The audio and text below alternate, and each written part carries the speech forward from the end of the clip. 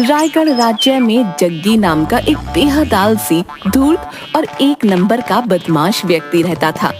जग्गी हमेशा किसी गरीब का भोजन छीन लेता तो किसी के पैसे छीन लेता। राजा विक्रम जग्गी की हरकतों से बहुत परेशान था, लेकिन जग्गी हमेशा राजा की दयालुता का फायदा उठाकर बच निकल जाता। एक दिन जग्गी एक पेड़ के नीचे आराम कर रहा था कि तभी उसने देखा गांव के मुखिया सुखिया चाचा बड़े सज धज कर राजमहल की ओर जा रहे थे। अरे इतना सच धज के कहाँ जा रहे हो मुखिया जी? क्या राजमहल में कोई दावत वगैरह है क्या? जग्गी की बात सुनकर गांव का मुखिया जग्गी के पास आकर बोला, बिल्कुल सही कहा तुमने जग्गी। क्या तुम्हें नहीं मालूम, राजा विक्रम ने आज पूरे गांव को अपने राजमहल में दावत दी है। किस खुशी में? जहाँ तक मेरी जानकारी है तो आज तो राजा का कोई जन्मदिन भी नहीं है। हाँ, लेकिन आज उनका पुत्र 10 साल का हो गया है। इसी वजह से उन्होंने सारे गांव के लोगों को दावत दी है। 10 साल का हो गया है? भला उसके 10 के होने से पूरे गांव की दावत का क्या संबंध? दरअसल पंडित जी ने राजा विक्रम से ऐसा करने के लिए बोला है। उन्होंने कहा है कि अगर वो ऐसा करेंगे तो उससे उनकी प्रजा और ज्यादा सुखी रहेगी। और तुम तो जानते ही हो कि राजा विक्रम कितने दयालु हैं और अपनी प्रजा के लिए वो कितनी चिंता करते हैं। अब फिर तो काफी अच्छे अच्छे पकवान भी बने होंगे। ये भी कोई कहने की बात है जग्गी? अरे राजा के घर पर दावत है भैया, तो जाहिर सी बात है एक से एक अच्छे पकवान बने होंगे। तो फिर तो अच्छी बात है मुखिया जी। आप चलिए, मैं भी तैयार होकर कुछ ही देर में राजमहल पहुंचता हूँ। हाँ। जग्गी की बात सुनकर मुखिया जोर जोर से हंसता हुआ बोला, लगता है तुझे किसी ने अभी तक ये नहीं बताया जग्गी कि राजा विक्रम ने सबको दावत दी है सिवाय तेरे। क्या मतलब? मतलब ये कि राजा विक्रम के साफ साफ आदेश हैं कि आज के दिन जग्गी राजमहल के आसपास भी ना दिख जाए, नहीं तो उसकी खैर नहीं। ये तो राजा की बहुत ज्यादा गलत बात है। मुखिया जी, क्या मैं इस गांव का व्यक्ति नहीं हूँ? वैसे तो तुम्हारा राजा बड़ा दयालु बना फिरता है। दयालु राजा वही होता है जो अपनी प्रजा को एक समान समझता है। मत भूलो जग्गी कि उसकी दयालुता की वजह से तुम आज तक बचते आए हो, वरना अगर तुम किसी दूसरे राज्य में रह रहे होते तो वहाँ का राजा कब का तुम्हें फांसी पर चढ़ा चुका होता। और सुनो, मेरी बात को मजाक मत समझना भैया, राजमहल की ओर भटक कर भी मत जाना, बता रहा हूँ। मुखिया की बात सुनकर जग्गी के चेहरे पर क्रोध झलकने लगा। देखना मुखिया जी, जिस दिन मैं राजा बनूंगा उस दिन मैं किसी के साथ ऐसा व्यवहार नहीं करूंगा। राजा और तुम, लगता है तुम हम नींद में भी सपने देखने लगे हो जग्गी है। अरे तुम्हारे जैसे मक्कार और चोर कभी राजा नहीं बनते भैया। ये हसरत अपने दिल में ही रखना, अगर राजा को पता चल गया तो आजीवन तुम्हें कारागार में डाल देगा। इतना कहकर मुखिया जग्गी का मजाक उड़ाते हुए और जोर जोर से हंसते हुए वहाँ से चला गया। जग्गी गुस्से से बड़बड़ाता हुआ अपने आप से बोला, ये राजा अपने आप को समझता क्या है? पूरे गांव को दावत दी, मुझे दावत नहीं दी। ये तो मेरी बहुत ज्यादा बेइज्जती है। लेकिन कोई बात नहीं, मैंने भी अपने ऊपर पूरी बेशर्मी लाद रखी है। मैं राजमहल जाऊंगा, देखता हूँ राजा क्या कर लेता है।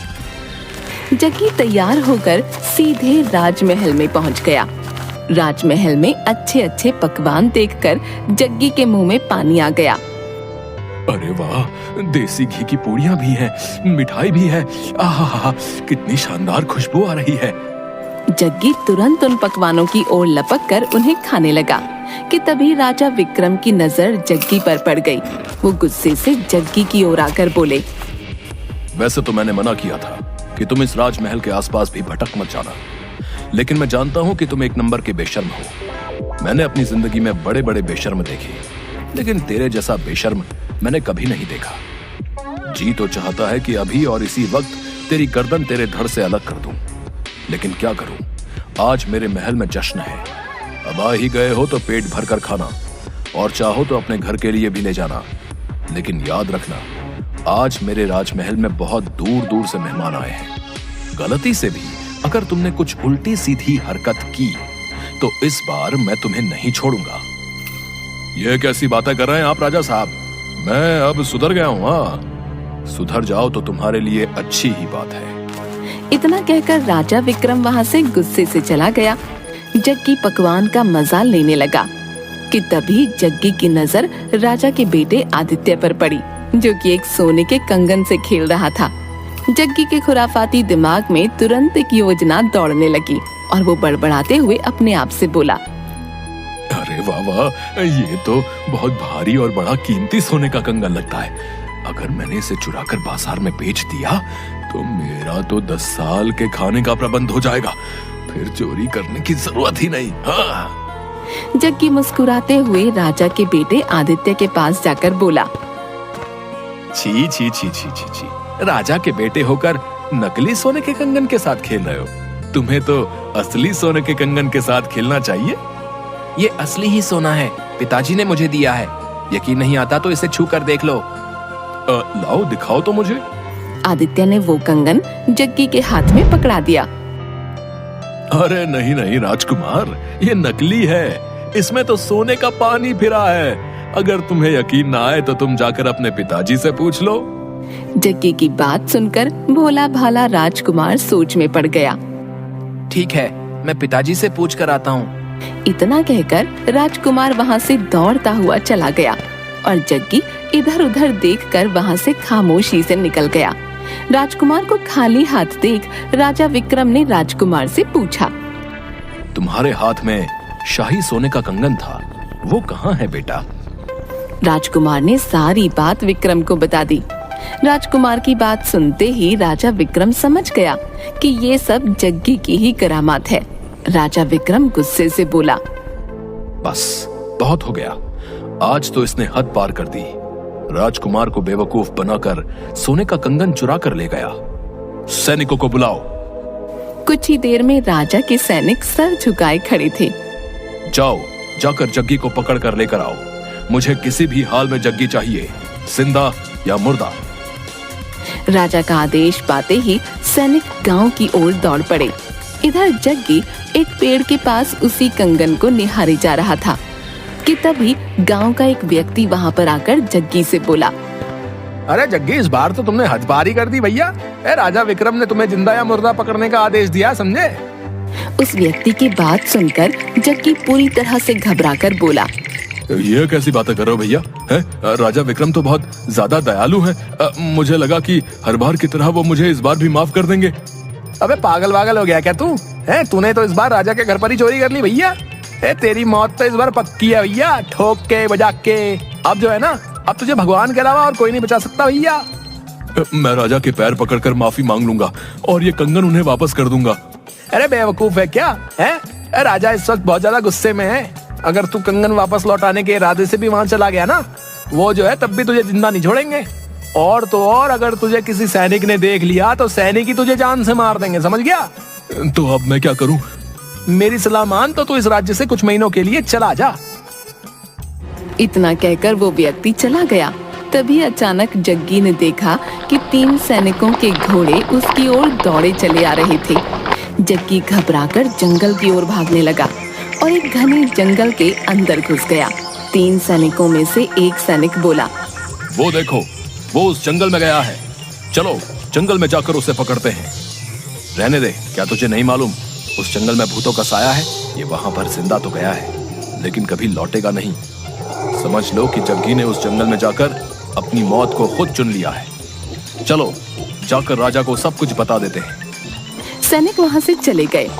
जग्गी घने जंगल में दौड़ा जा रहा था। तभी अचानक जग्गी एक पत्थर से टकरा गया और वो एक तालाब के अंदर गिर गया। इधर कुछ घंटों बाद अब राजमहल का माहौल सामान्य हो चुका था।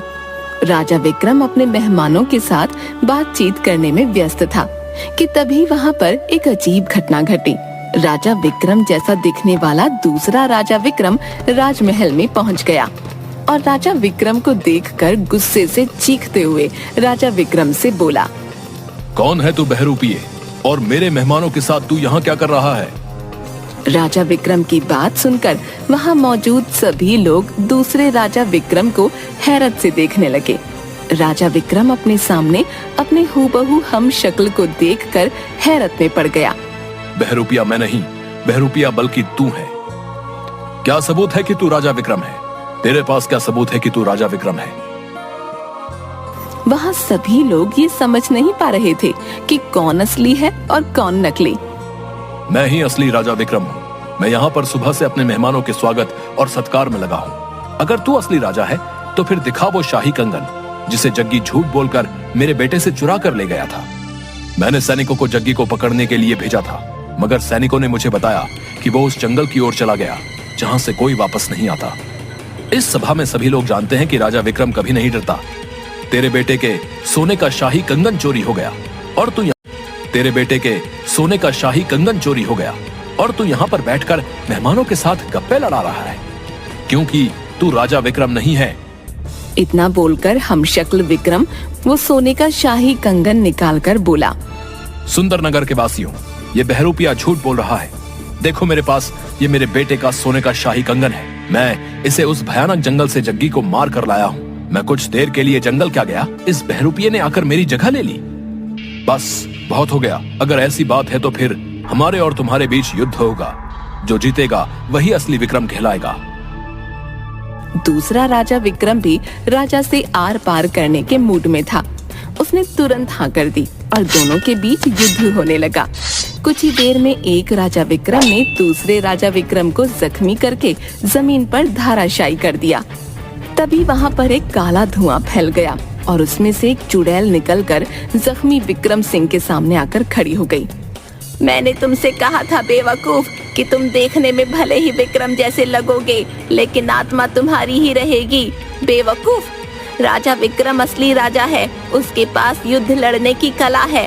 और जहाँ तक तुम्हारा सवाल है, तुम तो लोगों से खाना भी चोरी करके खाते हो। तुम जख्मी हो चुके हो। राजा की तलवार तुम्हारे शरीर पर पड़ चुकी है, इसलिए अब तुम अपने असली रूप में आ जाओगे। अचानक जख्मी राजा विक्रम जग्गी की शक्ल में आ गया। राजा विक्रम हैरत से चुड़ैल से बोला, ये तो जग्गी है। ये सब क्या है? बताती हूँ, बताऊंगी ही नहीं, दिखाऊंगी भी तुझे। इतना कहकर चुड़ैल ने एक फूंक मारी और सारे राज्य के सामने एक दृश्य चलने लगा। जब जग्गी जैसे ही तालाब में गिरा, अचानक तालाब में से काला धुआं निकलने लगा और देखते ही देखते उस तालाब में से एक चुड़ैल निकलकर जग्गी के सामने आ गई। जग्गी तुरंत डरते हुए तालाब से बाहर निकलकर घबरा कर बोला, कौन हो तुम? एक चुड़ैल। मैं बरसों से यहाँ तालाब के अंदर कैद थी, मगर अब मैं आजाद हूँ। बहुत सालों पहले मैं इसी जंगल में घूमती फिर रही थी। मेरी वजह से एक साधु की तपस्या भंग हो गई थी। उसने मुझे श्राप दे दिया और मैं इस तालाब के अंदर कैद होकर रह गई। उस दिन के बाद जब भी कोई इस तालाब के नजदीक आता तो मैं उसे मार देती। क्या तुम मुझे भी मार डालोगी? नहीं, मुझे तुम्हारी वजह से ही आजादी मिली है। मैं उस साधु के सामने बहुत रोई। आखिरकार उसे मुझ पर तरस आ गया। उसने मुझसे कहा कि जब भी कोई धूर्त व्यक्ति हाथ में सोने का कंगन लेकर अचानक इस तालाब में गिरेगा तो तुम इस तालाब से आजाद हो जाओगी। और देखो, मैं आजाद हो गई।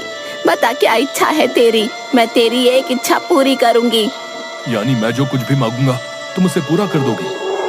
हाँ, मैं उसे पूरा कर दूंगी, लेकिन सिर्फ एक ही इच्छा। उस सुंदर स्त्री की बात सुनकर जग्गी बड़बड़ाता हुआ अपने आप से बोला, यही सही मौका है राजा को सबक सिखाने का।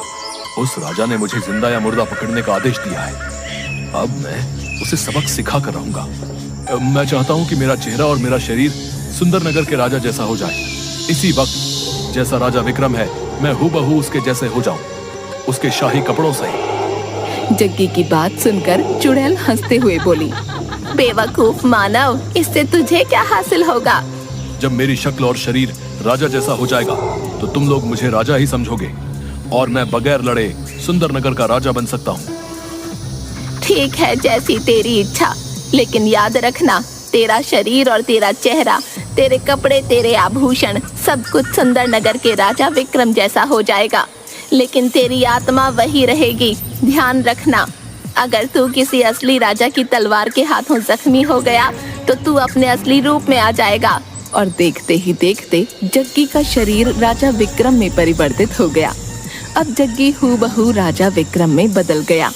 जग्गी अकड़ता हुआ राजा के राजमहल चल पड़ा। दृश्य समाप्त हो गया। मैंने इसे चेतावनी दी थी, पर ये एक मूर्ख व्यक्ति निकला। इतना बोलकर चुड़ैल गायब हो गई। राजा विक्रम ने गुस्से से सैनिकों से कहा, ले जाओ उसे और हमेशा के लिए जेल में डाल दो। उसके बाद जग्गी को माफी नहीं मिली उसने पूरा जीवन जेल में ही व्यतीत किया।